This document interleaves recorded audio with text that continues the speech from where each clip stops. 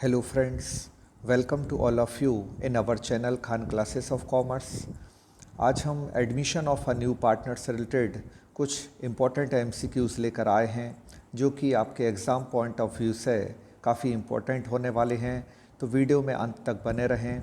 चलिए हम स्क्रीन पर जल्दी से पहला क्वेश्चन ले लेते हैं और पहला क्वेश्चन आप देख सकते हैं पर्टिकुलर क्या दिया हुआ है। नए साझेदार के प्रवेश पर पुराने तुलन पत्र में दर्शाए गए संचय को हस्तांतरित किया जाता है। मतलब at the time of admission of new partner the general reserve appearing in the balance sheet is transfer to, मतलब पुरानी बैलेंस शीट में जो आपको जनरल रिजर्व दिया रहता है सामान्य संचय, उसको किस खाते में लिखा जाता है, तो उसको पुराने साझेदारों के पूंजी खाते में लिखा जाता है। तो याद रखिए, जब भी कोई नया साझेदार आता है तो पुराने दिए गए रिज़र्व को पुराने पार्टनर्स में पुराने रेशियो में बांट दिया जाता है। तो यहाँ ये फैक्ट भी इम्पॉर्टेंट है कि किस रेशियो में बांटते हैं, तो ओल्ड रेशियो में ओल्ड पार्टनर्स में बांटा जाता है। और साझेदारों के किस खाते में बांटा जाता है, पूंजी खातों में बांटा जाता है, मतलब कैपिटल अकाउंट में। और यहाँ हम ये भी बता देते हैं किस साइड बांटा जाता है, तो वो क्रेडिट में बांटा जाता है। तो एक ही क्वेश्चन से रिलेटेड ये इंपॉर्टेंट फैक्ट्स हमने आपको बताए, इनको आप नोट कर लीजिए। अब इसके बाद स्क्रीन पर अगला क्वेश्चन देख लेते हैं कि एबीसी आपको पार्टनर दिए गए हैं कि एबीसी एक फर्म में क्या हैं, पार्टनर हैं। और एबीसी पार्टनर हैं और उन्होंने डी को प्रवेश दिया। तो डी के प्रवेश पर, मतलब डी के एडमिशन पर क्या होगा, क्या पुरानी फर्म का डिसॉल्व हो जाएगा? तो फर्म डिसॉल्व नहीं होती। किसी भी नए पार्टनर के आने पर फर्म डिसॉल्व नहीं होती, बल्कि सिर्फ पार्टनरशिप डिसॉल्व होती है। तो यहाँ भी देखिए आपको फर्म डिसॉल्व लिखा है। अगले पॉइंट में भी क्या लिखा है, फर्म और पार्टनरशिप दोनों को डिसॉल्व लिखा है, जबकि ऐसा नहीं होता। केवल क्या डिसॉल्व होती है, पार्टनरशिप डिसॉल्व होती है, मतलब एक साझेदारी का अंत होता है और नया पार्टनरशिप डीड नए पार्टनर को मिलाकर पुराने पार्टनर्स के साथ बन जाता है। जैसे एबीसी थे, अब इसके बाद कौन आ गया, डी आ गया। तो अब नया इनके बीच में कॉन्ट्रैक्ट होगा, नया एग्रीमेंट होगा। तो एक नई पार्टनरशिप क्या है, बना ली जाएगी। मतलब ओल्ड पार्टनरशिप का क्या होगा, रिकॉन्स्टिट्यूशन होगा। तो जब भी कोई पार्टनर आता है तो याद रखिए उसको रिकॉन्स्टिट्यूशन ऑफ फर्म कहते हैं। मतलब उससे पुरानी साझेदारी क्या हो जाती है, पुनर्गठित हो जाती है और पुरानी साझेदारी जो होती है वो बंद हो जाती है और पुराने पार्टनर और नए पार्टनर के बीच में एक नया क्या हो जाता है, एग्रीमेंट हो जाता है। और उसी को हम ओल्ड पार्टनर्स का क्या कहते हैं, ओल्ड पार्टनरशिप फर्म का क्या कहते हैं, रिकॉन्स्टिट्यूशन कहते हैं। तो राइट आंसर आपका क्या हो जाएगा, सी हो जाएगा। इसके बाद क्वेश्चन नंबर 3 स्क्रीन पर देख लेते हैं कि नए साझेदार के प्रवेश पर संपत्तियों के मूल्य में कमी को डेबिट किया जाता है। तो संपत्तियों के मूल्य में कमी को कब कहाँ डेबिट किया जाता है, on the time of admission of new partner the decrease in the value of asset is debited to. तो उसको डेबिट किया जाता है पीएल एडजस्टमेंट अकाउंट में। अब पीएल एडजस्टमेंट अकाउंट का दूसरा नाम क्या है, तो पीएल एडजस्टमेंट अकाउंट जिसको हम लाभ हानि समोचन खाता कहते हैं, उसका दूसरा नाम रिवैल्यूएशन अकाउंट, जिसको हिंदी में हम क्या कहते हैं, पुनर्मूल्यांकन खाता कहते हैं। उस पुनर्मूल्यांकन खाते के कहाँ लिखा जाता है, डेबिट में। तो राइट आंसर आपका क्या हो जाएगा, ए हो जाएगा।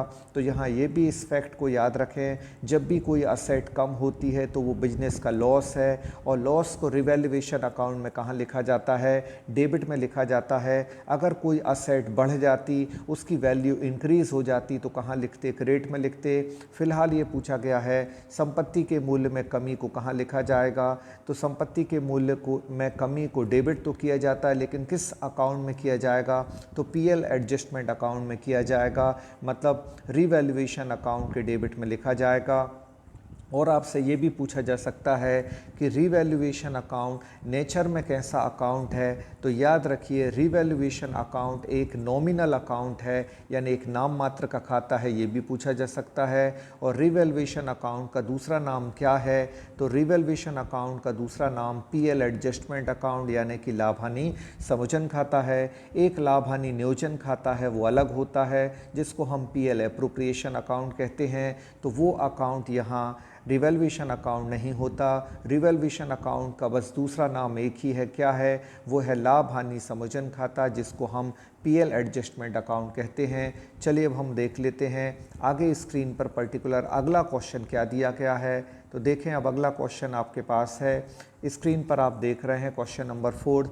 नए साझेदार के प्रवेश पर सामान्य संचय हस्तांतरित किया जाता है। General reserve at the time of admission of new partner is transfer to. तो आपको पता है, जैसा कि अभी हमने आपको बताया कि जब नया पार्टनर आता है तो पुराना जो संचय होता है, जो पुराने तुलन पत्र या चिट्ठी में दिया गया है, वो पुराने साझेदारों के पुराने अकाउंट में ट्रांसफ़र कर दिया जाता है। और ये पुराने साझेदारों के पूंजी खातों में कहाँ ट्रांसफ़र होता है, क्रेडिट में होता है, और किस रेशियो में होता है ये भी हम यहाँ बता देते हैं। तो ये ओल्ड रेशियो में होता है। इसको इस तरह याद रखें कि पुराने रिज़र्व को पुराने पार्टनर में पुराने रेशियो में पार्टनर्स कैपिटल अकाउंट में क्रेडिट में ट्रांसफ़र किया जाता है। तो ये सारे फैक्ट हमने एक बार आपको बता दिए। तो राइट आंसर आपका 4th का क्या हो जाएगा? बी हो जाएगा। इसके बाद देख लेते हैं एक्स और वाई एक फर्म में 1:1 में यानी 1:1 में साझेदार हैं। उन्होंने जेड को 1/5 भाग के लिए प्रवेश दिया और जिसने ख्याति के लिए कितने रुपए दिए? 25,000 रुपये दिए।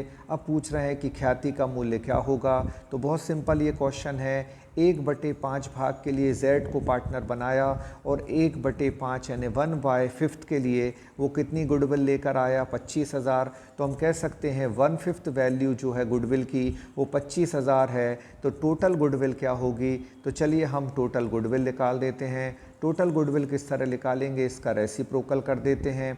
1/5 को हम क्या कर देते हैं? इसका रेसिप्रोकल, तो क्या हो जाएगा? 5/1 हो जाएगा। और 25,000 को इंटू 5 से हम अगर हम मल्टीप्लाई करें तो वो आ जाता है 1,25,000। अब हम देख लेते हैं 1,25,000 कहाँ दिया है। तो वो आपको ऑप्शन नंबर डी में दिया है। तो 5th क्वेश्चन का आंसर क्या हो जाएगा? आपका डी। अब क्वेश्चन नंबर 6 देख लेते हैं। पर्टिकुलर क्या है? पुनर्मूल्यांकन खाता या लाभानी समोजन खाता, जैसा कि अभी हमने आपको बताया, का शेष पुराने साझेदारों के पूंजी खाते में हस्तांतरित किया जाएगा। तो देखिए, जिस फैक्ट को अभी हमने आपको बताया था वही आ गया कि पुराने साझेदारों में जो बांटा जाएगा वो पुराने लाभानी विभाजन के अनुपात में बांटा जाएगा। तो याद रखिए, जब पार्टनर नया आता है तो नए पार्टनर को रिवैल्यूएशन में कोई हिस्सा नहीं मिलता, क्योंकि अभी तो वो पार्टनरशिप को ज्वाइन कर रहा है। आते साथ उसको कोई प्रॉफिट पुराने चीज़ों का नहीं मिलेगा। जब वो पार्टनर बन जाएगा और जब अकाउंटिंग ईयर कंप्लीट होगा फिर उसको प्रॉफिट मिलेगा। तो पुराने पार्टनर में पुराने रेशियो में पुराने प्रॉफिट को या पुराने लॉस को डिवाइड कर दिया जाता है। तो राइट आंसर आपका क्या हो जाएगा? तो राइट आंसर आपका पर्टिकुलर ए हो जाएगा।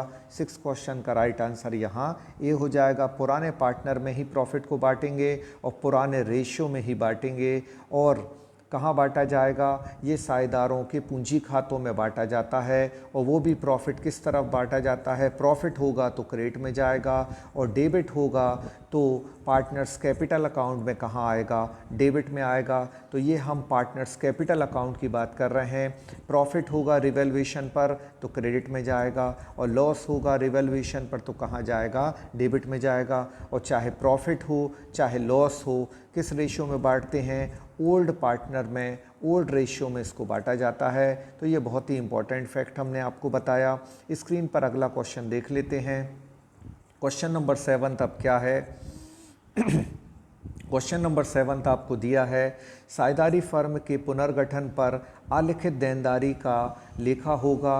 Recording of an unrecorded liability on reconstitution of a partnership firm will be. तो यहाँ ये पूछा गया है कि कोई अगर अनरिकॉर्डेड लाइबिलिटी है तो उसको हम क्या मानेंगे, उसका लेखा कैसे होगा। तो साझेदारी फर्म के पुनर्गठन पर अलिखित देनदारी का लेखा कैसे होगा? तो इससे किसको लॉस होगा? तो इससे लॉस होगा जो वर्तमान साझेदार हैं उनको क्या होगा? लॉस होगा, क्योंकि एक लाइबिलिटी है और लाइबिलिटी को हम क्या मानते हैं? लॉस मानते हैं तो वर्तमान साझेदारों को इससे क्या होगी, हानि होगी।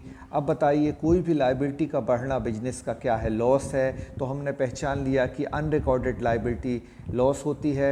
अगर अनरिकॉर्डेड असेट होता तो क्या होता, प्रॉफिट होता। और अनरिकॉर्डेड अगर लॉस है तो वो किसको मिलेगा, जैसे वर्तमान साझेदार ए और बी हैं तो उनको मिलेगा। नया पार्टनर सी आया है तो उसको किसी में हिस्सा नहीं मिलेगा, ना ही प्रॉफिट में शेयर मिलेगा और ना ही लॉस में मिलेगा। अगला क्वेश्चन स्क्रीन पर देख लेते हैं। नए साझेदार के द्वारा ख्याति को नगद राशि लाने को क्या कहते हैं। तो जब भी कोई नया पार्टनर फर्म में आता है तो वो जो कैश लाता है ऐसा गुडविल, उसको हम क्या कहते हैं। तो याद रखिए उसको प्रीमियम फॉर गुडविल कहा जाता है। गुडविल एक एक्स्ट्रा अमाउंट है, क्योंकि नया पार्टनर जब आता है तो सबसे पहले वो क्या लाता है, कैपिटल। और कैपिटल के साथ कुछ रकम किसकी लाता है, गुडविल। तो कैपिटल जो लाएगा उसको बांटा नहीं जाता, लेकिन जो वो गुडविल नया पार्टनर लाता है उसको पुराने पार्टनर में पुराने रेशियो में बांट दिया जाता है। और उस गुडविल को जैसे ए और बी पार्टनर हैं तो किन किन में बांटा जाएगा, ए और बी में बांटा जाएगा। और जो पुराने रेशियो हैं उस रेशियो में नहीं बांटा जाएगा, बल्कि किस में बांटा जाएगा, ये सेक्रीफाई रेशियो में बांटा जाएगा। तो याद रखिए जब गुडविल आती है तो उसको हम किस रेशियो में बांटते हैं, सेक्रीफाई रेशियो यानी त्याग अनुपात में बांटते हैं। और किन लोगों में बांटते हैं, तो ये पुराने अनुपात में, पुराने रेशियो में नहीं बांटा जाता, पुराने पार्टनर्स में सेक्रीफाई रेशियो में बांटा जाता है गुडविल को। और कैपिटल के अलावा ये रकम लाता है, इसलिए ये एक्स्ट्रा अमाउंट है। और एक्स्ट्रा अमाउंट को क्या कहते हैं, प्रीमियम। अगर आप देखें तो प्रीमियम का डिक्शनरी मीनिंग क्या होता है, एक्स्ट्रा होता है कि जो एक्स्ट्रा अमाउंट है। तो कैपिटल के अलावा जो एक्स्ट्रा अमाउंट लाता है उसको हम क्या कहते हैं, गुडविल कहते हैं। और गुडविल यहाँ किस नाम से पुकारी जाती है या लिखी जाती है, प्रीमियम के नाम से। और पूरा अकाउंट क्या है, प्रीमियम फॉर गुडविल है। तो अब हम आगे स्क्रीन पर अगला क्वेश्चन ले लेते हैं। देखिए इसके बाद ये क्वेश्चन आपको दिया गया है कि पुनर्मूल्यांकन पर लाभ या हानि को वहन करते हैं। तो पुनर्मूल्यांकन का मतलब होता है रिवैल्यूएशन, और इस रिवैल्यूएशन के लॉस या प्रॉफिट को कौन बियर करते हैं, तो पुराने साझेदार। हमने आपको अभी बताया था कि जब पुराने पार्टनर नए पार्टनर को प्रवेश देते हैं तो पुराना जो भी प्रॉफिट होगा या लॉस होगा या रिवैल्यूएशन का प्रॉफिट एंड लॉस होगा या पुराना रिजर्व होगा, वो पुराने पार्टनर में पुराने रेशियो में ही बांटा जाएगा। इस बात को याद रखिए। तो 9th क्वेश्चन का आंसर आपका क्या हो जाएगा, ए हो जाएगा। इसके बाद अब कुछ ट्रू और फॉल्स हैं। तो ट्रू और फॉल्स यहाँ क्यों लिए गए, वो इसलिए लिए गए ताकि आपके अंदर एनालिटिकल थिंकिंग जनरेट हो और ये पता चले आपको कि व्हाट इज़ करेक्ट और व्हाट इज़ रॉन्ग, क्या सही है क्या गलत है। एग्ज़ाम में भी हमें सही और गलत का ही फैसला करना है, इसलिए ये छोटी छोटी चीज़ें आपको क्या करती हैं, आपको कॉन्सेप्ट में और क्लियर करती हैं। इसलिए ट्रू और फॉल्स की भी प्रैक्टिस होना चाहिए। ये बिल्कुल क्या होता है, टू द पॉइंट अप्रोच होती है और इससे हम और अपनी कॉन्सेप्ट में क्लियर हो जाते हैं। तो चलिए जल्दी से पहला आपको ट्रू और फॉल्स देख लेते हैं।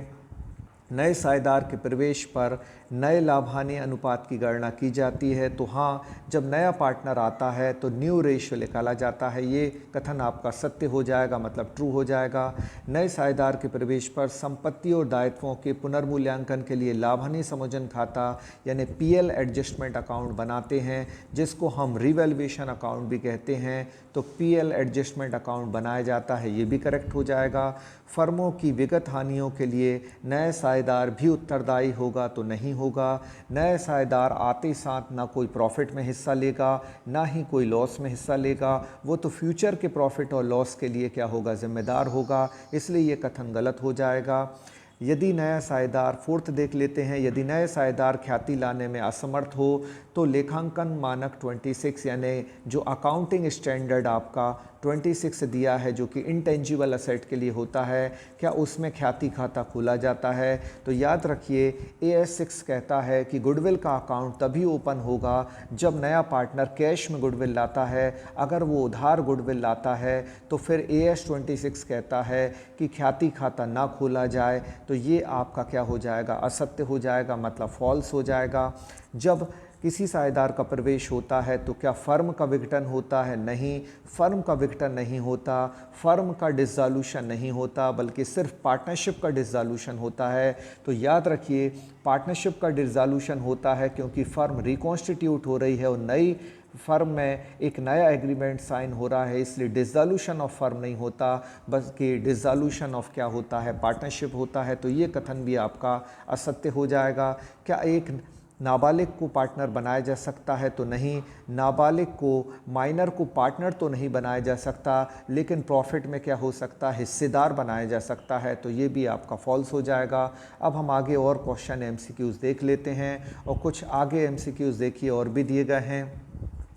पुनर्मूल्यांकन खाता बनाते हैं, तो पुनर्मूल्यांकन खाता कब बनाया जाता है? तो फर्म जब बंद होती है तो वसूली खाता बनाते हैं, तो ये यहाँ नहीं होगा। फर्म को लाभ होने पर भी पुनर्मूल्यांकन खाता नहीं बनाते, व्यापार बंद होने पर भी नहीं बनाते, यहाँ तो वसूली खाता, रियलाइजेशन अकाउंट बनाते हैं। तो पुनर्मूल्यांकन खाता कब बनाया जाता है? अकॉर्डिंग टू क्वेश्चन ये राइट आंसर हो जाएगा थर्ड। इसका थर्ड का आंसर राइट हो जाएगा थर्ड, क्योंकि on the time of admission the revaluation account is prepared. और ऐसा नहीं है कि रिवैल्यूएशन अकाउंट से प्रवेश पर बनाते हैं, नए साझेदार के प्रवेश पर भी बनाते हैं, पुराने साझेदार के रिटायरमेंट पर भी बनाते हैं, पुराने साझेदार की डेथ होने पर भी बनाते हैं।